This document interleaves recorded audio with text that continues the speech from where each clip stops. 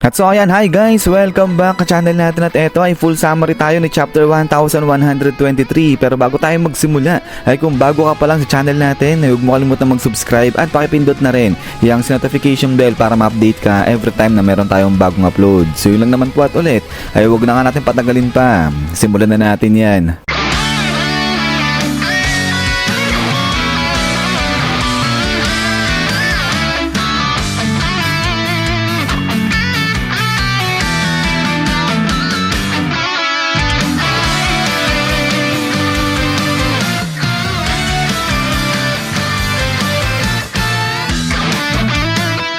At so dito nga tayo magsisimula sa mga Marines natin dyan sa may isla ng Egghead Island dahil lahat nga sila dyan ay nagsibagsakan na nawalan na ng malay at kasama nga dyan pati yung mga Vice Admiral natin. Pero sa kabilang banda ay makikita na etong Seraphim na boa ay gising siya pero nasa loob pa rin siya ng bubbles at ngayon tinatry niyang gisingin etong mga to para habulin nga kaagad yung grupo ng Straw Hat Pirates natin. But then ay pagkatapos nga nito ay dito naman sa kabilang banda balik kala Luffy sa may Elbaf ship dahil nagpasalamat na nga itong si Luffy dun kay Emmet pero walang reaction na kay Emmet. But eto nga sagot na etong si Dorit sa hanga itong si Brogy, sabi nga nila dyan na wala na silang maramdaman na presence nung kalaban ng mga Marines kasi nga lahat sila nagsibagsakan na at sabi ngayon ni Dory na etong haki nga na pinakawalan Emmet ay ang lakas masyado, parang mas malakas pa nga raw yan kumpara sa haki nito ni Shanks. But then ay pagkatapos nito ay dito na nagsimulang maglayag itong grupo ng Straw Hat Pirates natin at kasama nga nila itong mga higante papunta doon na sa may Elbaf. At dito makikita nga natin na itong si Zoro relax na habang itong si Luffy ay nagbalik siya dun sa wrinkled na anyo niya kasi nga napagod na exhaust na itong si Luffy at ngayon nakahiga siya sa may lap ni Nami. Habang ito namang si Bonnie ay nagbalik na rin siya sa kanyang original form, yung sa bata na form niya at nakahiga siya doon naman sa may top ni Kuma. At so ayan, habang nagpapahinga etong mga to ay dito naman banda kay Sanji ay makikitang nakatayo lang mag-isa etong si Sanji habang pinagmamasdan niya etong katawan ni Dr. Vegapunk. So dito wala pang kibo etong si Sanji. But then ay pagkatapos nga nito ay dito na nagkaroon ngayon ng flashback 2 weeks ago. At eto nga yung sa time na nakita ni Shaka na nagkaroon ng pagbabago doon sa data ng power plant nila. So kaya nga dali-dali ay in-inform niya etong sila Dr. Vegapunk at pati na rin itong si Pythagoras.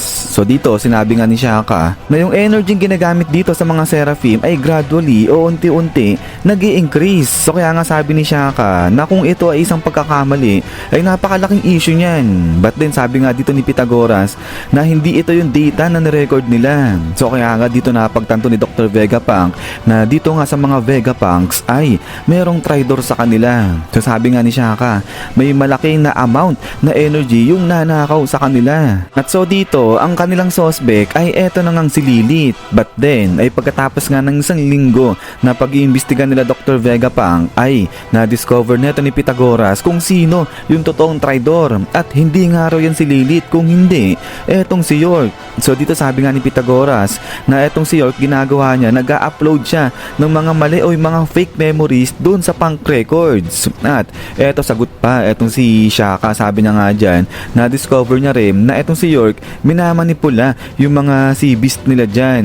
So kaya naman, etong si Dr. Vegapunk ay medyo nashock siya. Sabi niya nga dyan, bakit nagawa to ni York? So dagdag ni Dr. Vegapunk na mali na yung pagkakagawa niya dito kay Lilith, ay kay Lilith tuloy kay York, ay yung sa pamamagitan nga ng greed. So mali nga raw na gumamit ng greed sa paglikha ng isang tao. But then ay pagkatapos nito, ay dito na nga rin nalaman nila Dr. Vegapunk na etong si York kinokontak etong mga 5 elders natin dun sa may Marijoa sa pamamagitan ng white na Dendenmushi. So dito napag-alaman nila Dr. Vegapunk na sinumbong pala sila neto ni York at ang sabi nga ni York na sila Dr. Vegapunk pinag-aaralan yung Void Century na di ba bawal na bawal yan.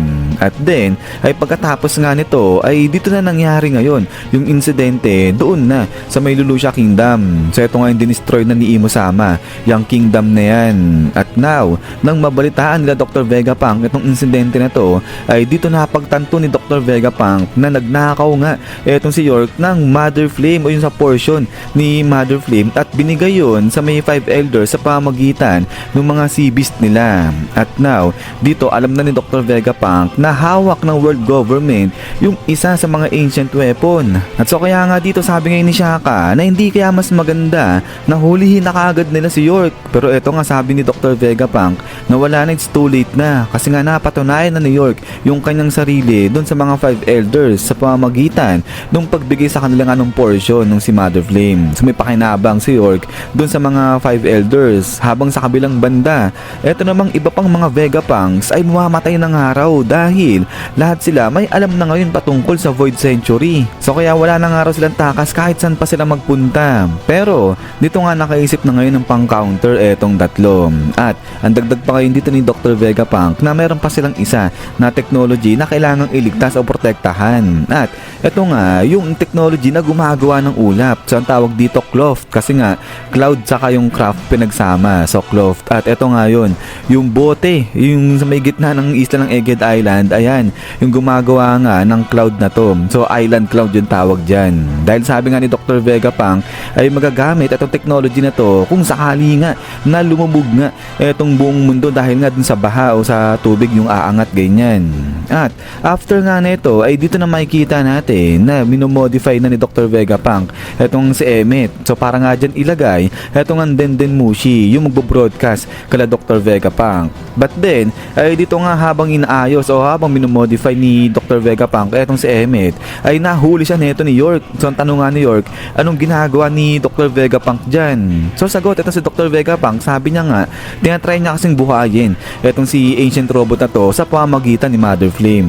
But then sabi nga nito ni York ay sana nga makompleto na ay ang si Mother Flame. So dito sa loob-loob nga neto ni Dr. Vegapunk, yan na lang talaga yung alas nila, yung kanilang pag-asa kasi nga hanggang ngayon hindi pa nga raw kompleto ay ang si Mother Flame. But then ay pagkalipas ng 2 araw ay dito na nga sinimulan nila Dr. Vegapunk at kasama niya etong si Shaka pati na etong si Pythagoras dyan sa kanilang recording sa pag-broadcast nga patungkol sa lahat nga nung nilalaman nila about sa Void Century. But then ay pagkatapos nga nung recording na ginawa nila ay binura nila yung kanilang memories 2 weeks ago, yung lahat ng memories nila sa loob nga nung 2 weeks. Nang sa ganon ay hindi nga malaman ni York yung kanilang plano. So yun pala, kaya pala etong tatlo lang yung nakikita natin dito sa broadcasting ni Dr. Vegapunk. Tapos yung ibang mga Vegapunks ay wala rin kasi nga din nila alam etong ang patungkol dyan sa broadcasting na yan. At so ayan ay pagkatapos ng burahin nila Dr. Vegapunk etong kanilang memories ay pagkagising ni Dr. Vegapunk ay nakita niya nga yung kanyang note para sa sarili niya. At ang nakalagay nga rito na nalik yung kanilang research doon na sa may world government yung patungkol nga sa may Void Century. Kaya naman lahat nga raw sila mamamatay. Pero nakaisip na sila ng pang-counter dyan. So kaya nga ang sabi ni Dr. Vegapunk dyan sa sarili niya sa note niya na maniwala ito si Dr. Vegapunk sa kanyang sarili at mamatay, sabi niyang ganyan. But then ay pagkatapos nga basahin ni Dr. Vegapunk itong kanyang note sa sarili ay talo naman ulit dito yan kay Sanji sa kay Dr. Vegapunk. So dito may konting flashback lang at ito yung time na yung inaatake na ng Marines etong sila Dr. Vegapunk ng Egghead Island. At sinabi ni Dr. Vegapunk dito kay Sanji na hayaan lang siyang mamatay neto ni Sanji kasi feeling ni Dr. Vegapunk kapag namatay siya o kapag nawala na siya may something na importante yung mangyayari. At yung sa pagdating naman dun sa treasure na One Piece ay gusto nga raw sana neto ni Dr. Vegapunk na etong grupo nila Luffy sila yung makakuha noon, yung makahanap. But then ay pagkatapos nga dito ay balik na nga ulit dito yan sa mga higante natin at kasama nga nila etong si Usopp. At etong si Usopp nagsiselebrate na dahil sa wakas ay makakapunta na nga raw siya dun sa kanyang dreamland sa may Elbaf. So kaya ito celebrate na nga sila habang sa kabilang banda ay etong si Luffy hindi nga raw makapag-celebrate kasi nga ayan di siya makagalaw kasi nga na-wrinkled na nga siya kasi nga yung pagod na exhaust na itong si Luffy. So sabi ni Luffy lang dito sa susunod sila mag-celebrate wag muna kasi nga di siya makasali. But then pagkatapos nga nito is yan guys. So hanggang dito lang itong si full summary ni chapter 1123 natin. At ayan pag lumabas naman na ito si full chapter nito ay ipepresent ko na lang kagad sa inyo yan guys. So yun lang naman at ulit ay maraming salamat sa panonood dito kay One Piece natin. Sa lagi mag-ingat. God bless niyo lahat at kita-kits tayo ulit.